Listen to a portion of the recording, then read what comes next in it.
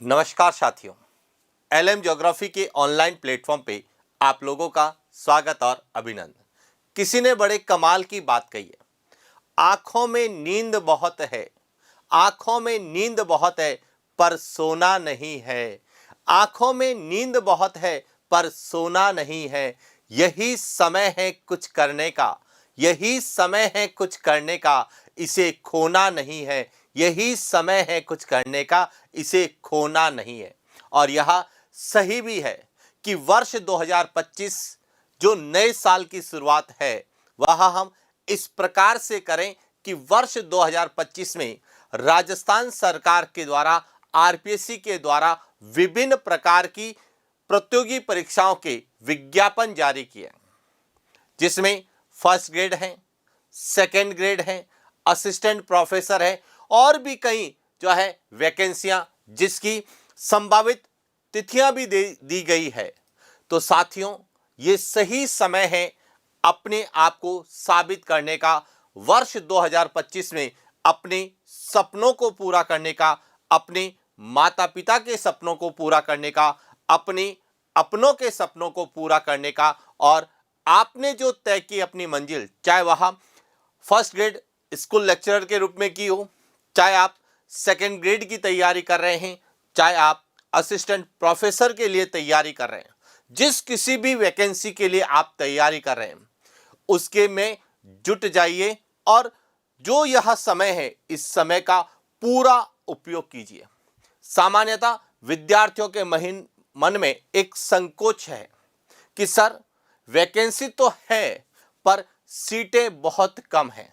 साथियों, मैं इतना ही कहना चाहूँगा कि यदि हम ईमानदारी से, मेहनत के साथ और अपना 100% यदि उसमें योगदान दें, 100% मेहनत करें और उसके लिए समर्पित हो जाएं, तो यह जो सीटें आई है उसमें से केवल एक सीट हमें चाहिए।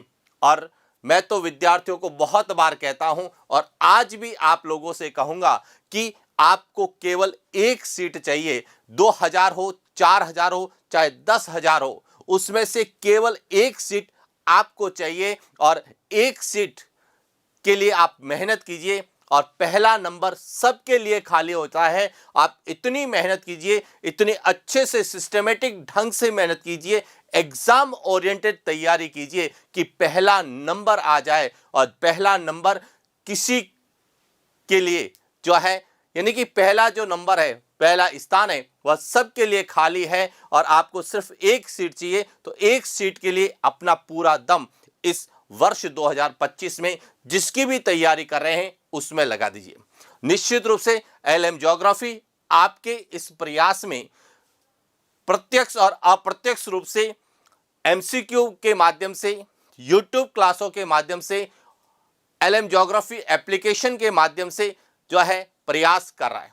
अब विद्यार्थियों के मन में एक प्रश्न जो बार बार मेरे से कमेंट्स के द्वारा, मैसेज के द्वारा या किसी भी प्रकार से विद्यार्थियों का मैसेज एक मेरे पास पहुंच रहा है कि सर अब राजस्थान में जो है पहले 10 संभाग थे उसमें से 3 संभाग को समाप्त कर लिया है। और दूसरा पॉइंट कि राजस्थान में जो पहले 50 जिले थे उसमें से 9 जिले कम करके अब 41 जिले हो गए। तो क्या हमें राजस्थान का भूगोल नए जिलों के अनुसार पढ़ना है? तो देखिए, निश्चित रूप से नए जिलों के अनुसार आपको पढ़ना पड़ेगा, क्योंकि आगामी भर्ती परीक्षाओं में यदि सरकार नए जिलों के अनुसार कार्य करती है तो निश्चित रूप से नए जिलों के अनुसार प्रश्न पूछे जाएंगे। लेकिन साथियों, जिले बदलने से ज्योग्राफी नहीं बदलती है, जिले बदलने से इतिहास नहीं बदलता है, जिले बदलने से राजनीतिक व्यवस्था नहीं बदलती है। तो केवल और केवल कुछ फैक्ट्स में परिवर्तन होगा, बाकी वही आपको पढ़ना है। कॉन्सेप्ट आपका अच्छे से होना चाहिए और आप कोशिश करें कि फैक्ट की अपेक्षा कॉन्सेप्ट को समझने की कोशिश करें। और कॉन्सेप्ट यदि आपको समझ में आ गया तो फैक्ट आपको ऑप्शन देखते ही पता चल जाएगा और आपका प्रश्न गलत नहीं होगा। और इसीलिए साथियों, मैं तो इतना ही कहूँगा कि जो आप तैयारी शुरू से करते आ रहे हैं उसी तैयारी को निरंतर जारी रखें। जो आपके पास स्टडी मटेरियल है, जो आपके पास ऑथेंटिक बुक्स हैं, जिस कोचिंग्स के भी नोट्स हैं, कोई भी टीचर्स का आपका एप्लीकेशन है जो आपके पास है, उसका अच्छे से रिवीजन करें।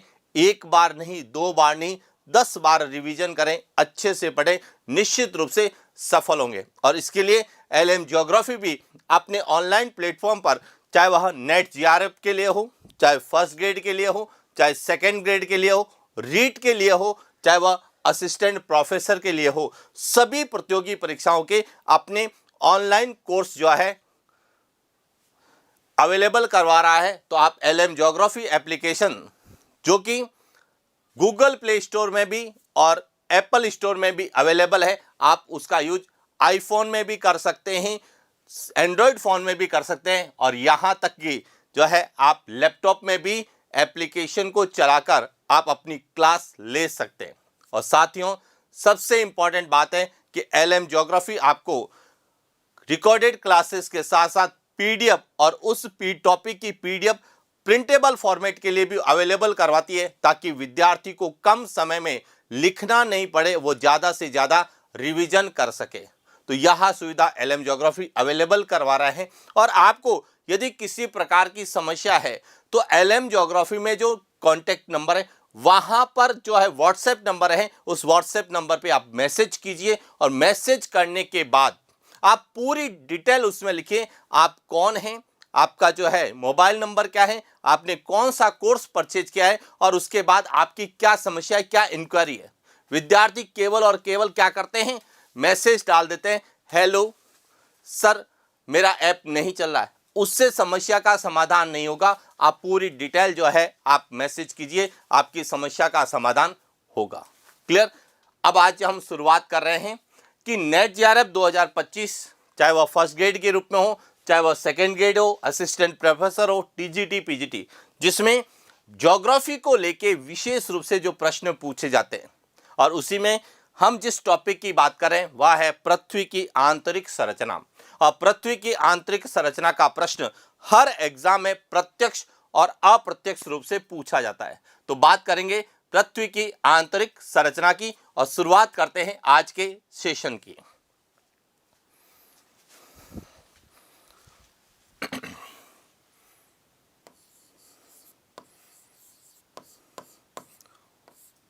पृथ्वी की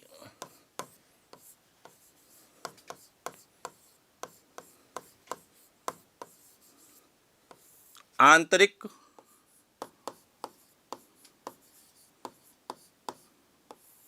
संरचना का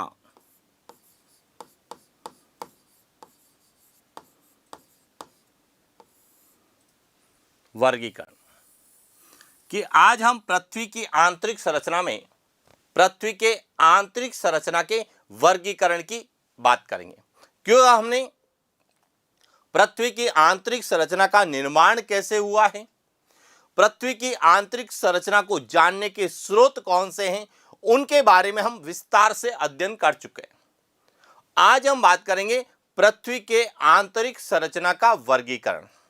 अब जब हम पृथ्वी की आंतरिक संरचना के वर्गीकरण की बात करते हैं तो हमें अलग अलग वर्गीकरण देखने को मिलते हैं।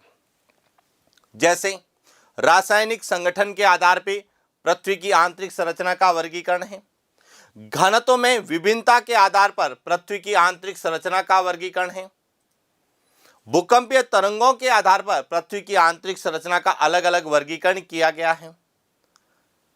तो इस तरह से पृथ्वी की आंतरिक संरचना का वर्गीकरण अलग अलग भूवैज्ञानिकों द्वारा, भूगोल वेदाओं के द्वारा अपने अनुसार वर्गीकरण किया गया है। और उसी श्रृंखला में सबसे ज्यादा जो पूछा जाता है वर्गीकरण, हम उस वर्गीकरण की बात करेंगे। तो सबसे पहले हम बात करते हैं रासायनिक संगठन के आधार पर पृथ्वी की आंतरिक संरचना का वर्गीकरण। किस आधार पर कर रहे हैं,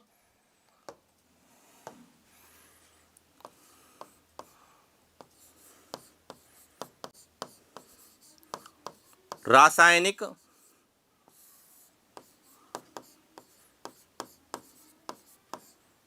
संगठन के आधार पर। और रासायनिक संगठन के आधार पर पृथ्वी की आंतरिक संरचना का वर्गीकरण किसने किया, तो इसका वर्गीकरण क्या था?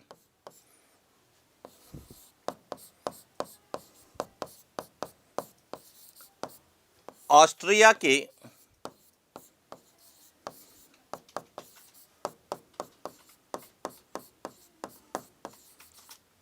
भूवैज्ञानिक जिनका नाम था एडवर्ड स्वेस,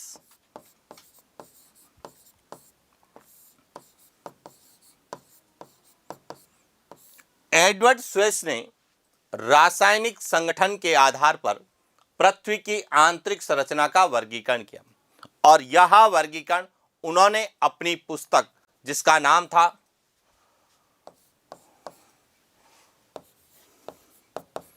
दस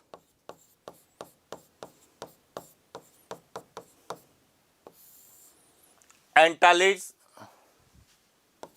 दर अरडे, इस पुस्तक में उन्होंने जो है पृथ्वी की आंतरिक संरचना का वर्गीकरण प्रस्तुत किया। अब उन्होंने क्या बताया? उन्होंने रासायनिक संरचना के आधार पर जो वर्गीकरण किया, इसमें बताया कि पृथ्वी की जो ऊपरी परत है जिसे क्या कहा जाता है?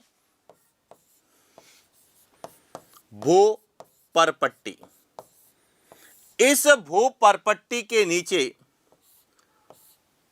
पृथ्वी की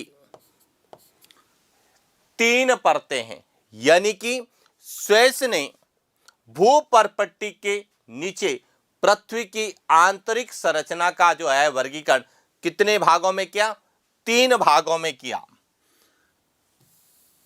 भूपरपट्टी के नीचे पृथ्वी की आंतरिक संरचना को उन्होंने 3 भागों में बांटा।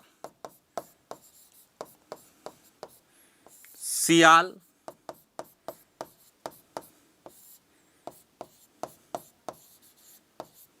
सीमा और नीफे।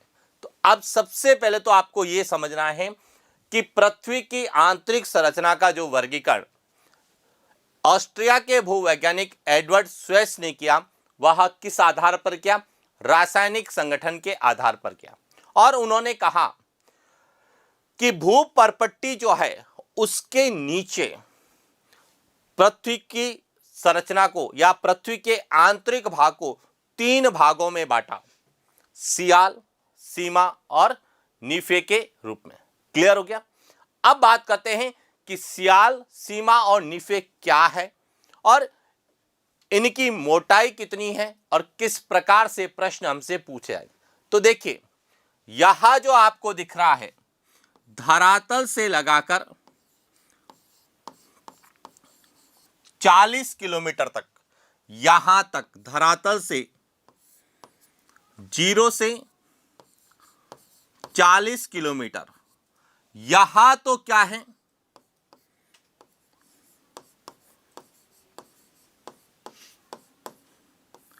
भूपरपट्टी है। यहां तो क्या है? भूपरपट्टी।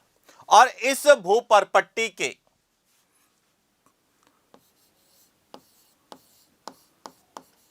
300 किलोमीटर तक, कहां से?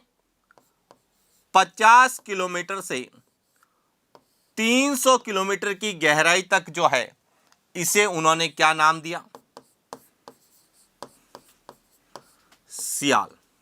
तो अब यहां पे समझना जो सबसे इंपॉर्टेंट है वह यह है कि पृथ्वी की आंतरिक संरचना का जो वर्गीकरण किसने किया? एडवर्ड स्वेस ने किया। इन्होंने कहा कि भूपरपट्टी के नीचे जो सबसे ऊपरी परत है, जो 50 से लगाकर 300 किलोमीटर की गहराई तक है, इसे क्या नाम दिया? सियाल। 300 से लगाकर 2000 किलोमीटर तक,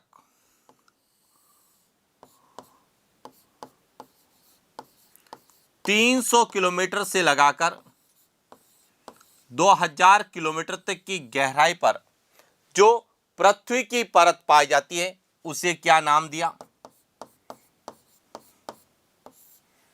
सीमा।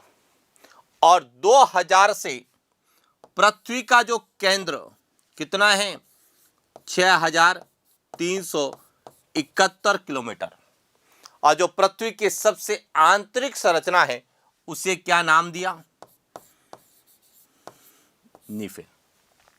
तो इस तरह से एडवर्ड स्वेस ने रासायनिक संगठन के आधार पर पृथ्वी की आंतरिक संरचना को 3 भागों में बांटा। कौन कौन से भाग थे? ए सियाल, बी सीमा और सी नीफे। क्लियर?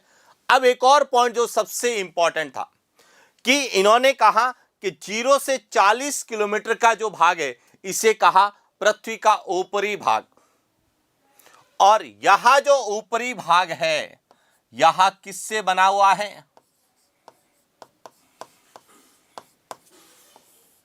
औषधि या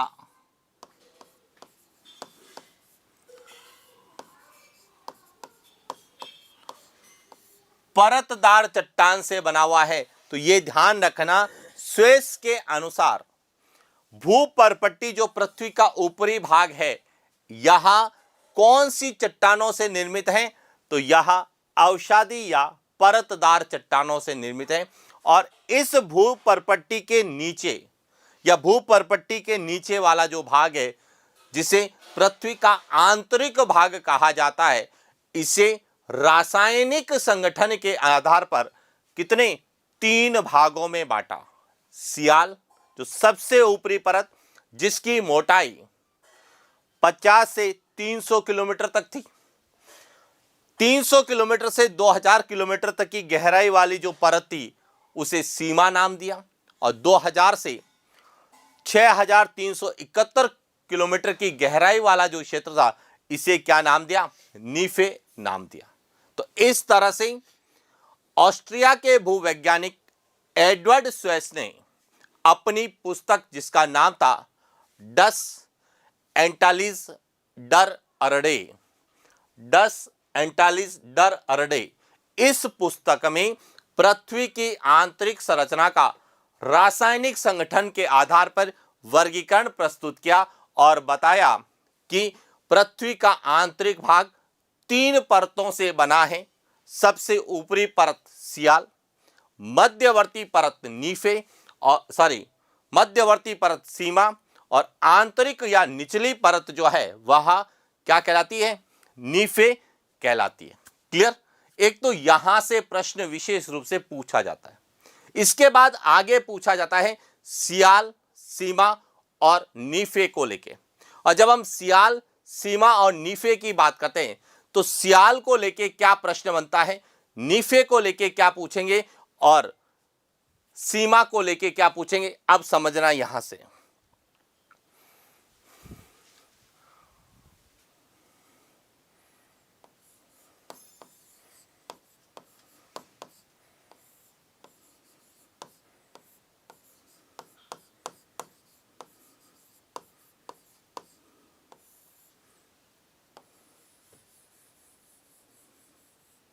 स्वेस का वर्गीकरण, उन्होंने पृथ्वी की आंतरिक संरचना को कितने भागों में बांटा?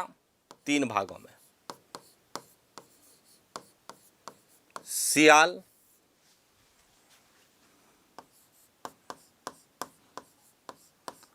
सीमा और नीफे। पॉइंट क्लियर हो गया? अब सियाल सबसे पहले यहां क्या थी?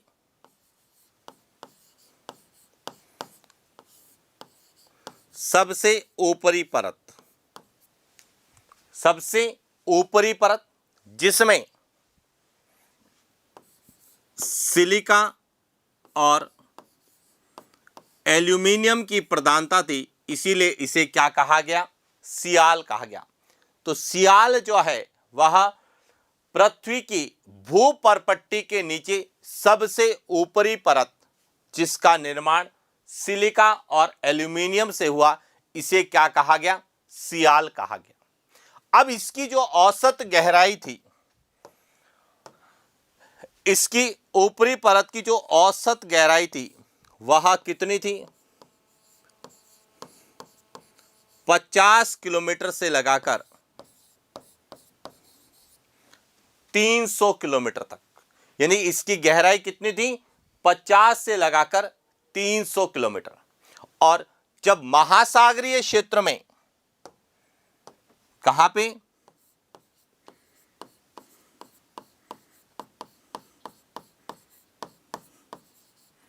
महासागरीय क्षेत्र में सियाल की मोटाई कितनी थी, 50 किलोमीटर, और महाद्वीपीय क्षेत्र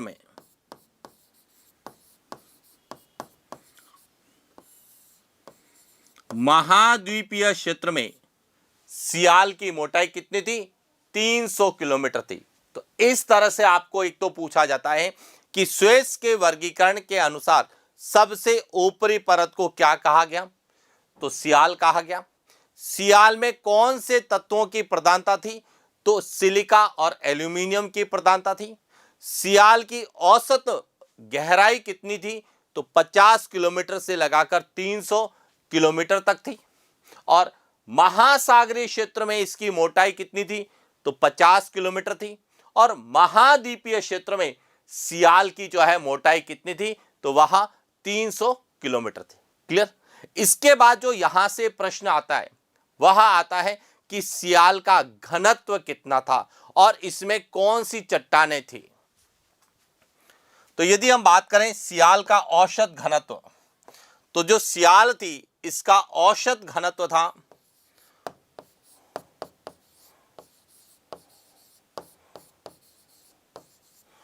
2.75 ग्राम पर सेंटीमीटर क्यूब से 9 सेंटीमीटर क्यूब, यानी कि औसत घनत्व कितना माना गया था, 2.9 ग्राम पर सेंटीमीटर क्यूब। और सियाल जो है यह किन से बनी थी, तो इसका जो निर्माण है वह ग्रेनाइट चट्टानों से हुआ था, जिन्हें हम आंतरिक आग्नेय चट्टानें कहते हैं। ग्रेनाइट चट्टानें थी। और ग्रेनाइट चट्टानें जो हैं वह कैसी होती हैं,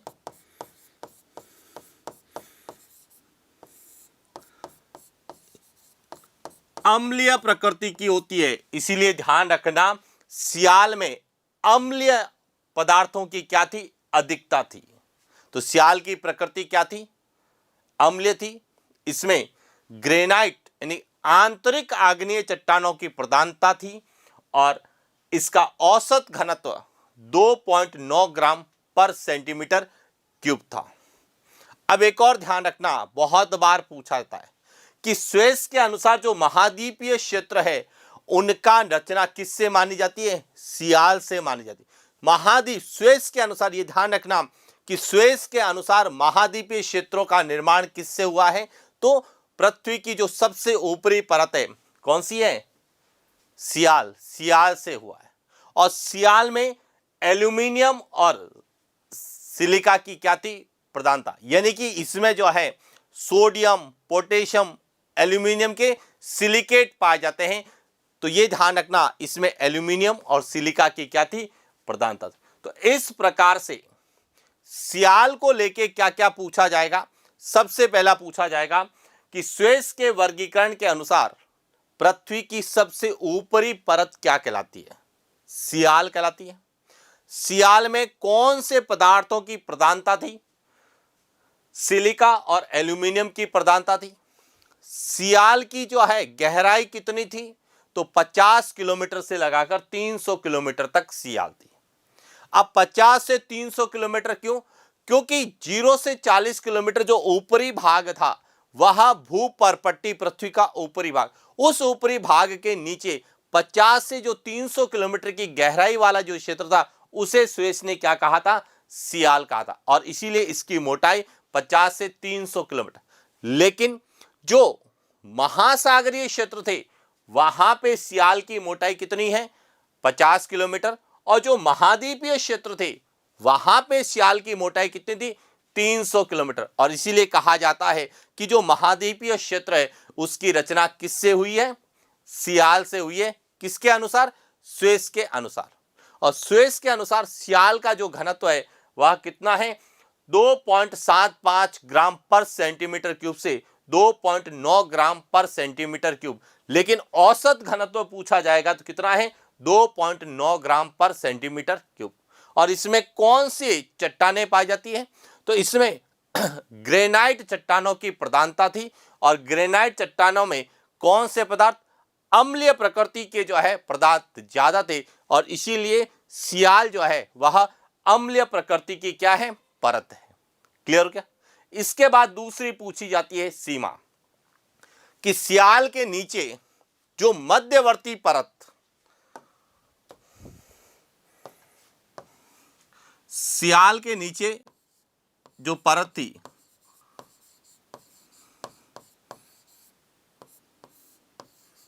मध्यवर्ती परत, जिसमें सिलिका और मैग्नीशियम की प्रधानता थी, जिसे क्या कहा गया? सीमा कहा गया। क्या कहा गया? सीमा। अब सीमा की जो गहराई थी वह कितनी थी? तो सीमा की गहराई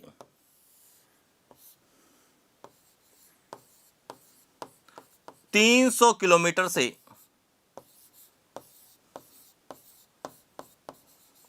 2000 किलोमीटर तक थी।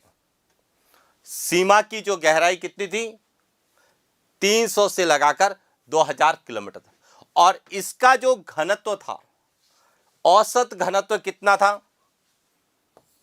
2.9 ग्राम पर सेंटीमीटर क्यूब से 4.7 ग्राम पर सेंटीमीटर क्यूब था। और यहां जो है देखिए, सियाल जो है वह ग्रेनाइट चट्टानों से बनी थी, इसीलिए यहां क्या थी?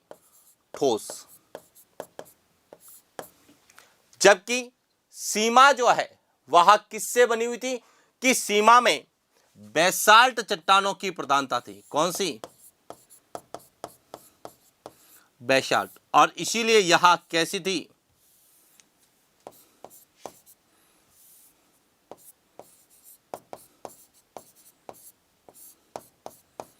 अर्ध तरल अवस्था में थी, जिसे हम कहते हैं जेल अवस्था। और इसकी प्रकृति कैसी थी?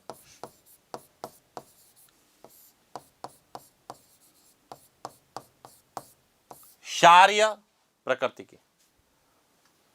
कि सीमा जो है यह मध्यवर्ती परत थी, जिसमें सिलिका और मैग्नीशियम की प्रधानता थी, इसीलिए इसे क्या कहा गया? सीमा कहा गया। अब इसकी जो गहराई है वह 300 से लगाकर 2000 किलोमीटर तक थी। और इसमें क्षारीय पदार्थों की प्रधानता थी, और इसमें जो चट्टानें थी वह बेसाल्ट चट्टानें थी। और सबसे इंपॉर्टेंट बात है कि यह जो है किस अवस्था में थी? अर्ध तरल अवस्था, जिसे हम जेल अवस्था कहते हैं, जेल अवस्था में थी। कौन कहते हैं? स्वेस। अब ध्यान रखना कि जब ज्वालामुखी का उद्गार होता है, और ज्वालामुखी उद्गार के समय जो तप्त तरल पदार्थ, जिसे हम मैग्मा या लावा के रूप में जानते हैं, वह कहां पाया जाता है? तो यह ध्यान रखना, इसी सीमा में पाया जाता है। क्यों? क्योंकि ज्वालामुखी क्रिया जो होती है वह पृथ्वी के भीतर 400 किलोमीटर की गहराई से होती है। और 400 किलोमीटर जो गहराई है, यहां पर तप्त तरल पदार्थ, जिसे हम क्या बोलते हैं? मैग्मा कहते हैं, मैग्मा पाया जाता है। और इसीलिए कहा जाता है कि ज्वालामुखी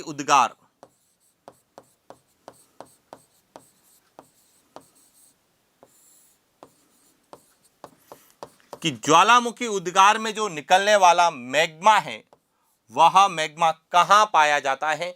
तो स्वेस के वर्गीकरण के अनुसार कौन सी परत में पाया जाता है?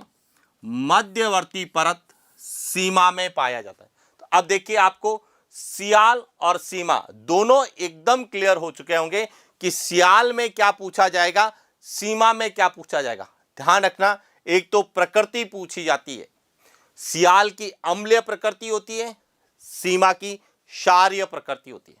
सियाल ठोस अवस्था में है, सीमा अर्ध तरल जैल अवस्था में। सीमा का जो औसत घनत्व 2.9 ग्राम पर सेंटीमीटर क्यूब होता है, जबकि सीमा का जो घनत्व है वह 2.9 ग्राम पर सेंटीमीटर क्यूब से 4.7 सेंटीमीटर 4 ग्राम पर सेंटीमीटर क्यूब होता है।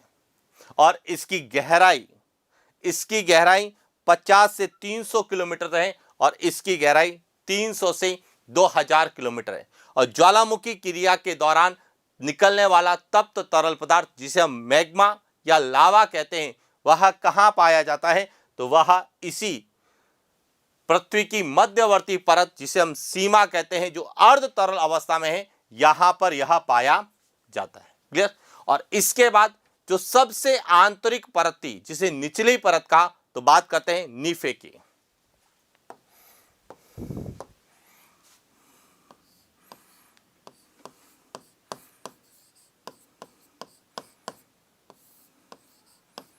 निचली परत जिसमें निकल और फेरस की क्या थी? प्रधानता थी, इसीलिए इसे क्या कहा गया? नीफे कहा गया। पहला पॉइंट क्लियर। अब इसकी जो गहराई थी वह कितनी थी? तो इसकी गहराई 2000 किलोमीटर से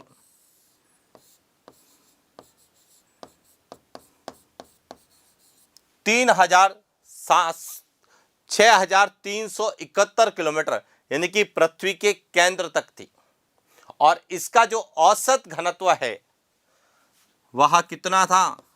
11 ग्राम पर सेंटीमीटर क्यूब। हालांकि इसके घनत्व की जो परास है वह थी 4.7 ग्राम पर सेंटीमीटर क्यूब से 12 ग्राम पर सेंटीमीटर क्यूब। लेकिन एवरेज पूछा जाता है तो इसका औसत घनत्व 11 ग्राम पर सेंटीमीटर क्यूब था। और इसमें ध्यान रखना, निकल और लोहे की क्या थी? प्रधानता। यानी कि यह जो नीफे हैं, यह भारी या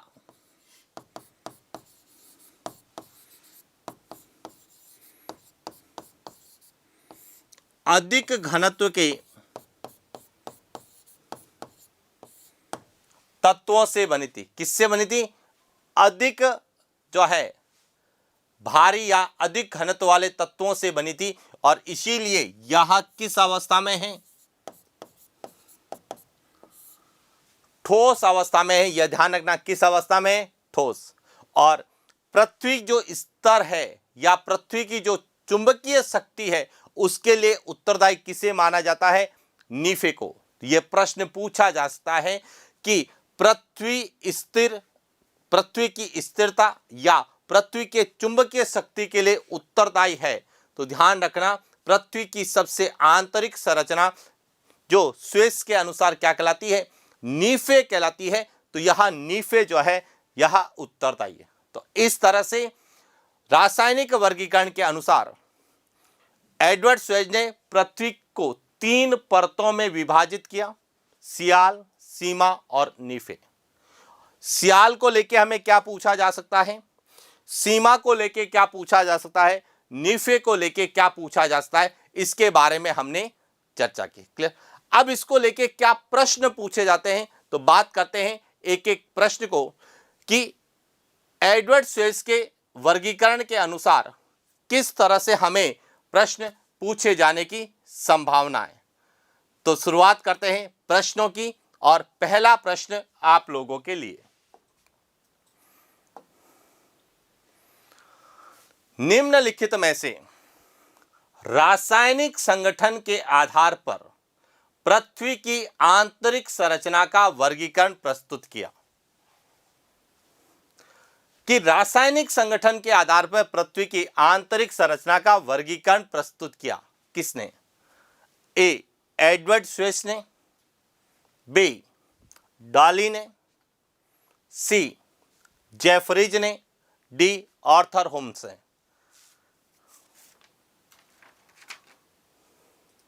किसने किया? अब यहां पे समझना कि रासायनिक संगठन के आधार पे पृथ्वी की आंतरिक संरचना का वर्गीकरण किसने किया?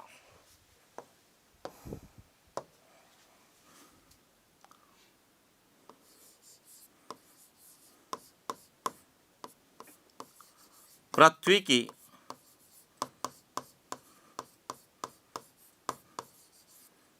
आंतरिक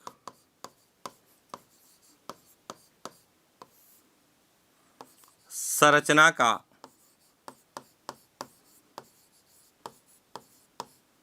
वर्गीकरण किस आधार पर किया?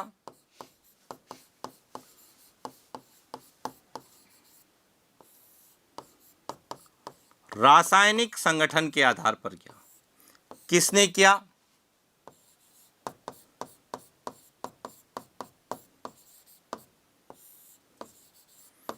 ऑस्ट्रिया के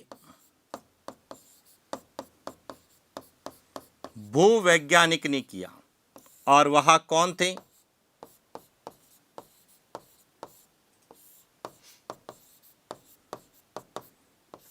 एडवर्ड स्वेस थे। और इन्होंने अपनी पुस्तक 10 एंटिलीज डर अरडे में इसका जो है वर्गीकरण प्रस्तुत किया। और कितने भागों में बांटा? इसने पृथ्वी को 3 परतों में विभाजित किया। सियाल, जिसमें सिलिका और एल्यूमिनियम थे। सीमा, जिसमें सिलिका और मैग्नीशियम। और नीफे, निकल और फेरस। तो इस तरह से रासायनिक संगठन के आधार पर पृथ्वी की आंतरिक संरचना का वर्गीकरण किसने किया? तो इसका सही उत्तर है ए, एडवर्ड स्वेस ने किया। और किस पुस्तक में किया? तो इनकी पुस्तक का नाम था 10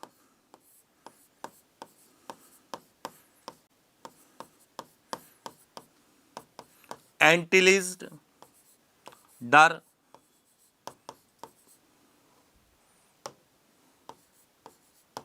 अरडे पुस्तक में किया। पहला पॉइंट क्लियर। अब देखिए, यदि हम बात करें डॉली की, तो डॉली ने भी पृथ्वी की आंतरिक संरचना का वर्गीकरण किया। और इसने किस आधार पर किया?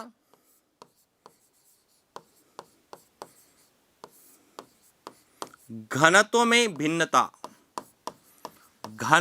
भिन्नता के आधार पर पृथ्वी को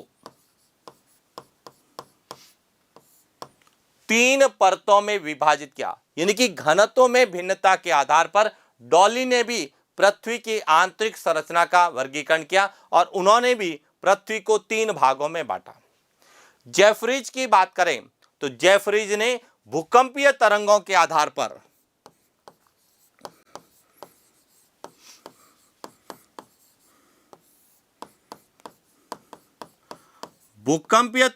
आधार पर पृथ्वी को कितनी 4 परतों में विभाजित किया था। और आर्थर होम्स ने सहवनीय धाराओं के आधार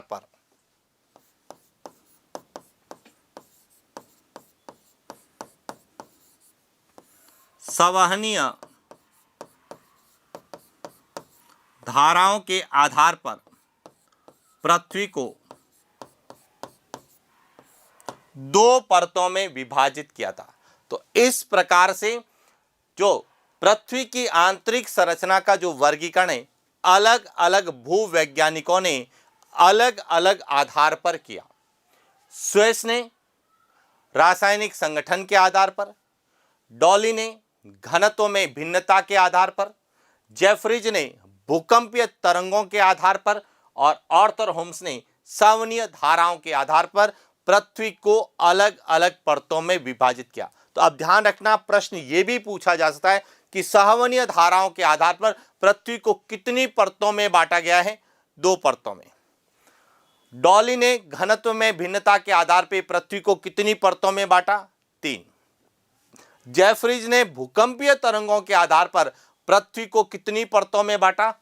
4 परतों में बांटा। तो इस तरह से जो है हमें पृथ्वी के आंतरिक संरचना के वर्गीकरण को लेके जो अलग अलग भूगोलवेताओं ने दिए हैं उसके आधार पे पूछा जा सकता है, जिसके बारे में हमने चर्चा की। क्लियर? चला आगे बात करते हैं अगले प्रश्न की। स्वेस के अनुसार पृथ्वी की ऊपरी सतह का निर्माण हुआ है ए, बाह्य आग्नेय चट्टान से, बी, आंतरिक आग्नेय चट्टान से, सी, परतदार चट्टान से, डी, कायांतरित चट्टान से। अब आपको बताना है कि स्वेस के अनुसार पृथ्वी की ऊपरी सतह का निर्माण किससे हुआ है। अब देखिए, जब हम स्वेस का वर्गीकरण पढ़ते हैं कि एडवर्ड स्वेस ने रासायनिक संगठन के आधार पर पृथ्वी की आंतरिक संरचना को 3 भागों में बांटा था, सियाल, सीमा और निफे में। लेकिन उन्होंने कहा कि सियाल, सीमा और निफे यहां भूपर्पट्टी के नीचे यानी पृथ्वी की ऊपरी परत के नीचे स्थित है। कैसे समझना यहां से?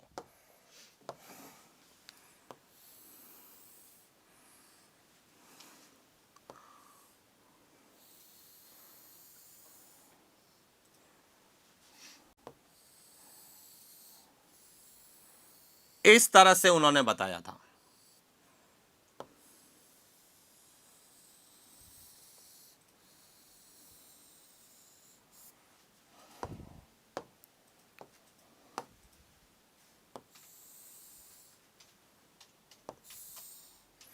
इस प्रकार से उन्होंने पृथ्वी की संरचना को बताया था। यहां था पृथ्वी की ऊपरी परत,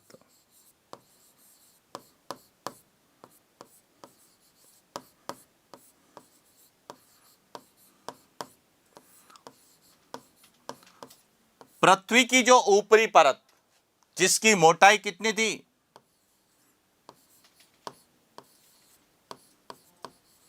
0 से 40 किलोमीटर जो थी। यहां जो ऊपरी परत है यहां किससे बनी थी?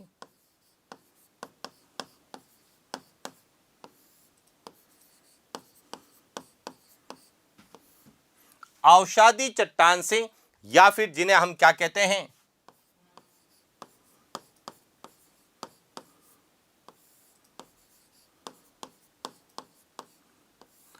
परतदार चट्टानों से बनी थी।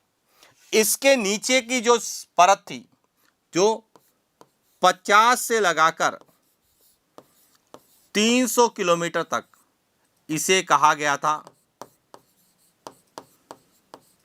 सियाल, जिसमें सिलिका और एल्यूमिनियम की प्रधानता थी। और इसमें कौन सी चट्टानें?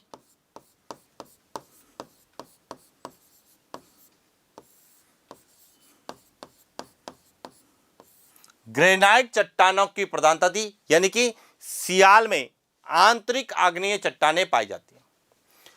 इसके दक्षिण में 300 से लगाकर 2000 किलोमीटर तक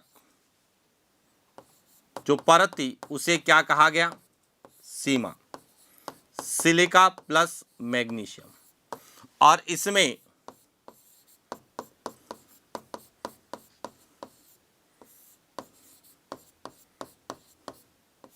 बेसाल्ट चट्टान की प्रधानता थी। और 2000 से 6371 किलोमीटर तक इसे नीफे कहा गया, निकल प्लस फेरग, जिसमें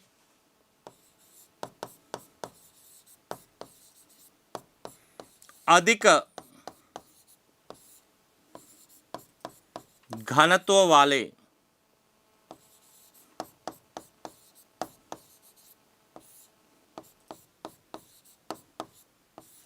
धात्विक तत्वों की प्रधानता थी। तो अब प्रश्न के अनुसार बात करें तो स्वेस के अनुसार पृथ्वी की ऊपरी सतह का निर्माण, पृथ्वी की जो यह ऊपरी सतह थी इसका जो निर्माण है वह किससे हुआ था? इसका सही उत्तर है सी, परतदार चट्टान, या इन्हें क्या कहते हैं अपन?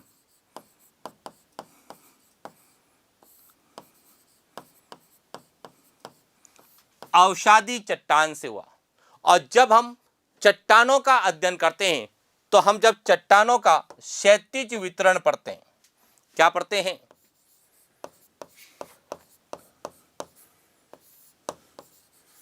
चट्टानों का क्षैतिज वितरण। क्षैतिज वितरण का मतलब है कि धरातल पर जब हम चट्टानों का क्षैतिज वितरण करते हैं तो इसमें 75% क्या है? अवसादी चट्टानें। कैसी हैं? अवसादी चट्टानें हैं। और 25% जो है वह गैर अवसादी चट्टानें हैं, जिसमें आग्नेय और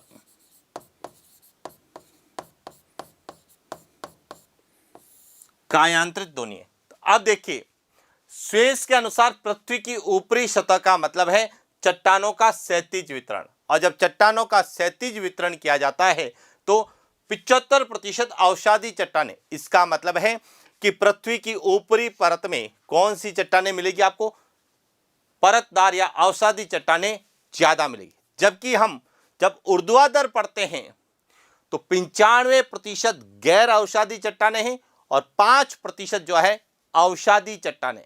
तो ध्यान रखना, पृथ्वी की आंतरिक संरचना का जो प्रश्न है वह हमें चट्टानों के आधार पर भी पूछा जा सकता है कि ऊपरी परत में कौन सी चट्टानें हैं और ऊर्ध्वाधर वितरण के अनुसार आंतरिक भाग में कौन सी है। तो आंतरिक भाग में गैर अवसादी चट्टानें, जिसमें आग्नेय और कायांतरित चट्टानें ज्यादा मिलेगी, जबकि क्षैतिज वितरण में अवसादी चट्टानें ज्यादा मिलेगी। और इसीलिए स्वेस ने कहा कि पृथ्वी की जो ऊपरी सतह है, जिसे हम भूपर्पट्टी कहते हैं, क्रस्ट भी कहते हैं, उसका निर्माण किससे हुआ है? भूपर्पट्टी का। यह ध्यान रखना, यह प्रश्न पूछा जा सकता है कि स्वेस के अनुसार भूपर्पट्टी या क्रस्ट में कौन सी चट्टानें पाई जाती है? तो अवसादी चट्टानें पाई जाती है। क्लियर? चल आगे बात करते हैं अगले प्रश्न की।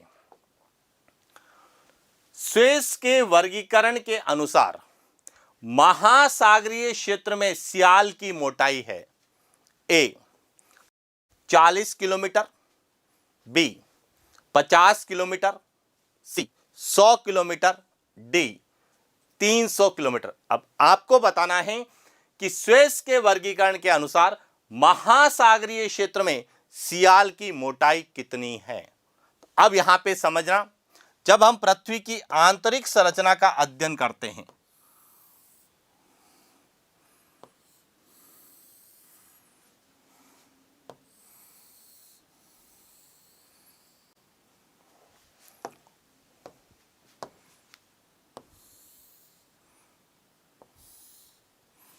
यहां है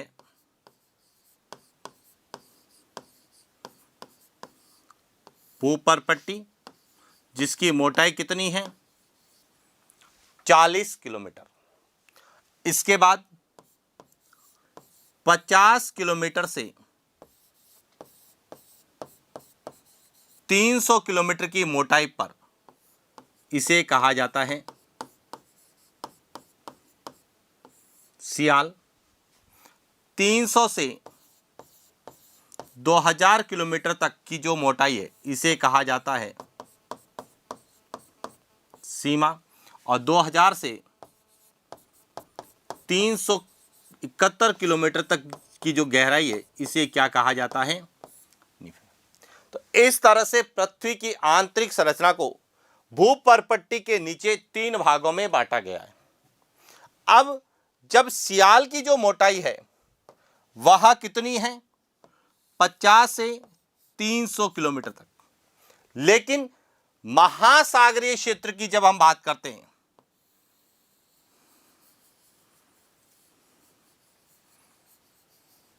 तो जो यहां महासागरीय क्षेत्र है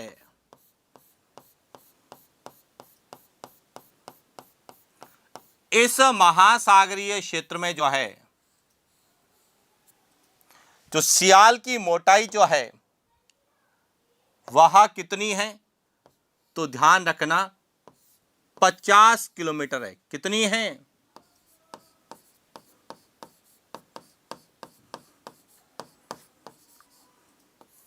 महासागरीय क्षेत्र में इसकी मोटाई कितनी है?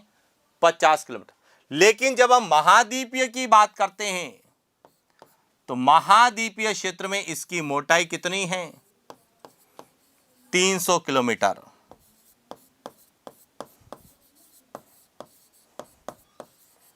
महाद्वीपीय क्षेत्र में इसकी मोटाई कितनी है? 300 किलोमीटर है। तो इसलिए ध्यान रखना, स्विस के वर्गीकरण के अनुसार महासागरीय क्षेत्र में, तो इसका सही उत्तर क्या होगा? बी। और महाद्वीपीय क्षेत्र में पूछा जाएगा तो क्या होगा? 300 किलोमीटर। और जो 40 किलोमीटर जो है, यह ऊपरी परत की मोटाई है, ऊपरी सतह, जिसे क्या कहा जाता है? भूपरपट्टी कहा जाता है। इस भूपरपट्टी की जो है मोटाई है, जो किससे बनी है?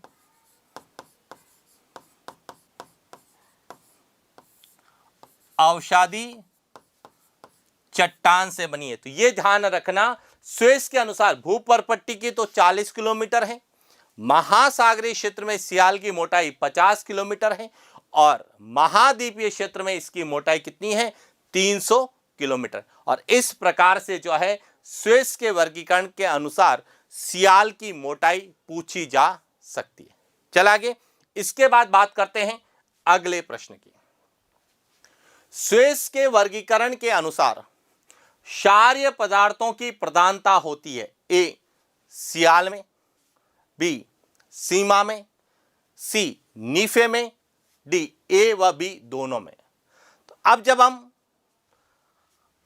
स्विस के वर्गीकरण के अनुसार पृथ्वी की आंतरिक संरचना का हम अध्ययन करते हैं, तो 50 किलोमीटर से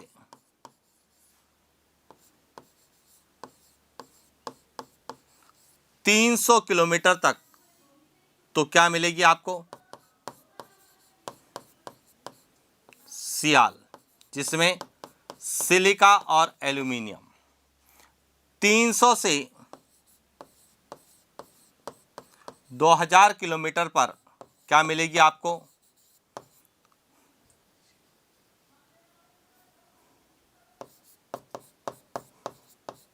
सीमा, सिलिका और मैग्नीशियम। और 2000 से किलोमीटर तक आपको क्या मिलेगी?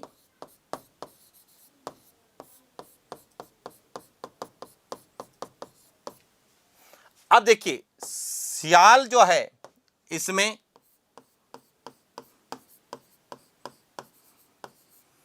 ग्रेनाइट चट्टानें पाई जाती हैं, जिसमें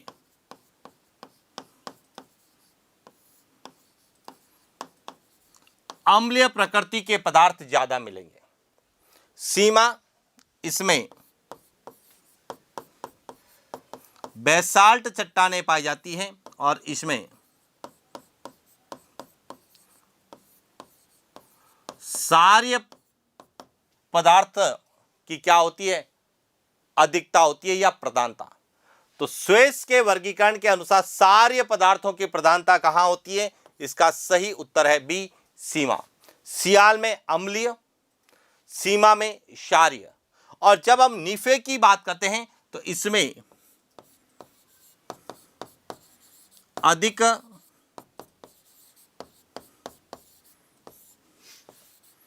घनत्व वाले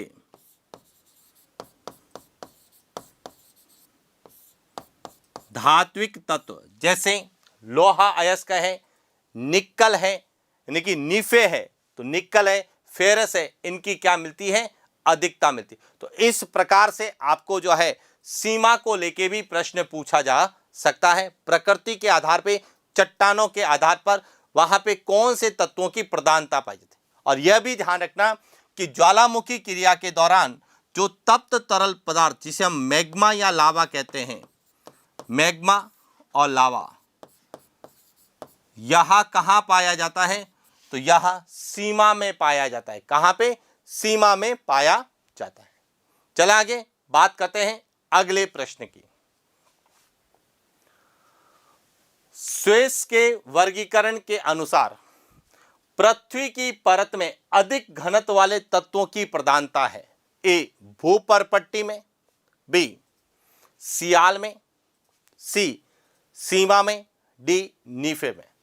तो जब हम पृथ्वी की आंतरिक संरचना का अध्ययन करते हैं तो हम पढ़ते हैं कि 0 से 40 किलोमीटर तक का जो ऊपरी परत है उसे क्या कहा जाता है? भूपर्पट्टी कहा जाता है। और इसमें अवसादी या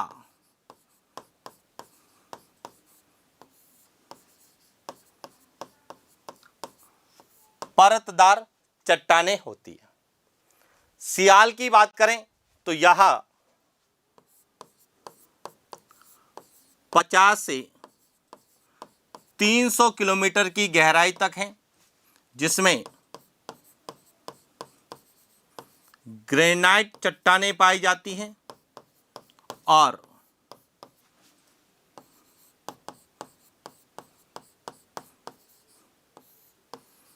अम्लीय प्रकृति के प्रधान पदार्थों की क्या होती है? प्रधानता होती है। सीमा यह 300 से 2000 किलोमीटर की गहराई तक पाई जाती है। इसमें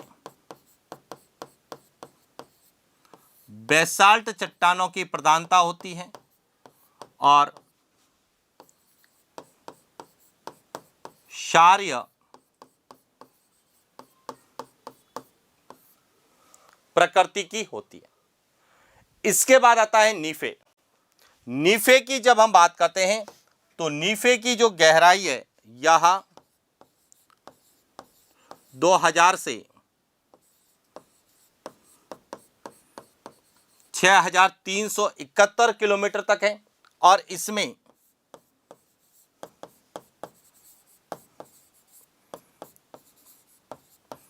अधिक घनत्व वाले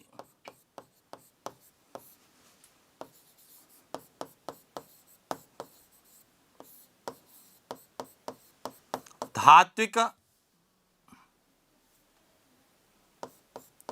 तत्व जैसे निकल और फेरस पाए जाते हैं। इसीलिए यह किस अवस्था में है? ठोस अवस्था में। तो स्वेस के वर्गीकरण के अनुसार पृथ्वी की परत जिसमें अधिक घनत्व वाले तत्वों की प्रधानता है, तो वह उत्तर कौन सा सही होगा? डी नीफे सही है। क्लियर हो गया? अब यहां पे समझना कि नीफे जो है इसमें अधिक घनत्व वाले धात्विक खनिजों की तत्वों की प्रधानता है, इसीलिए इसका घनत्व, औसत घनत्व कितना होता है? 11 ग्राम पर सेंटीमीटर क्यूब सर्वाधिक होता है। और इसमें निकल और फेरस की अधिकता होने के कारण ही इसे अपन क्या कहते हैं? नीफे कहते हैं। और सबसे इंपॉर्टेंट बात है कि पृथ्वी जो स्थिर है, अपने अक्ष पर जो घूमती है और पृथ्वी की जो चुंबकीय शक्ति है उसके लिए भी उत्तरदायी किसे माना जाता है? नीफे को माना जाता है, पृथ्वी की स्थिरता और चुंबकीय गुण के लिए।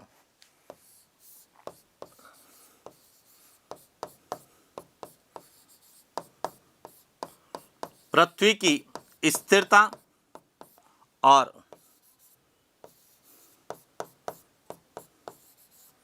पृथ्वी की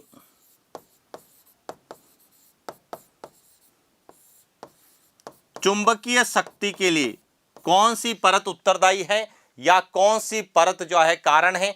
तो वह नीफे, जो पृथ्वी की सबसे आंतरिक परत जिसे हम नीफे कहते हैं, यह उत्तरदायी है। और इस प्रकार से हमें पृथ्वी की आंतरिक संरचना के अंतर्गत एडवर्ड स्वेस ने जो रासायनिक संगठन पर पृथ्वी की आंतरिक संरचना को 3 परतों में विभाजित किया, उसको आधार मानकर जो प्रश्न हमें एग्जाम में पूछे जा सकते हैं उन प्रश्नों पर हमने विस्तार से चर्चा की और क्या क्या पॉइंट हमें पता होना चाहिए इसके बारे में चर्चा की। अब इसके बारे में आप और ज्यादा डिटेल से पढ़ना चाहते हैं, नेट जीआरएफ के अकॉर्डिंग, फर्स्ट ग्रेड के अकॉर्डिंग, सेकंड ग्रेड के अकॉर्डिंग और अपने विषय को और अच्छे विषय विशेषज्ञ के रूप में पढ़ना चाहते हैं तो आप एलएम ज्योग्राफी एप्लीकेशन डाउनलोड करिए। गूगल प्ले स्टोर में जाइए, एलएम ज्योग्राफी एप्लीकेशन डाउनलोड करिए और नेट जीआरएफ का, फर्स्ट ग्रेड का, सेकेंड ग्रेड जिसकी भी आप तैयारी कर रहे हैं और 2025 में जिस एग्जाम को आपने अपना लक्ष्य निर्धारित किया है उस एग्जाम का आप कोर्स परचेज कर अपनी तैयारी को निरंतर जारी रख सकते हैं। और इसी प्रकार जो भी प्रश्न एग्जाम में आने की संभावना है उन सभी प्रश्नों का अच्छे से अध्ययन कॉन्सेप्ट के अनुसार करके परीक्षा में निश्चित रूप से सफलता प्राप्त कर सकते हैं। इन्हीं शुभकामनाओं के साथ आज के लिए इतना ही। मिलते हैं नेक्स्ट क्लास। Thank you.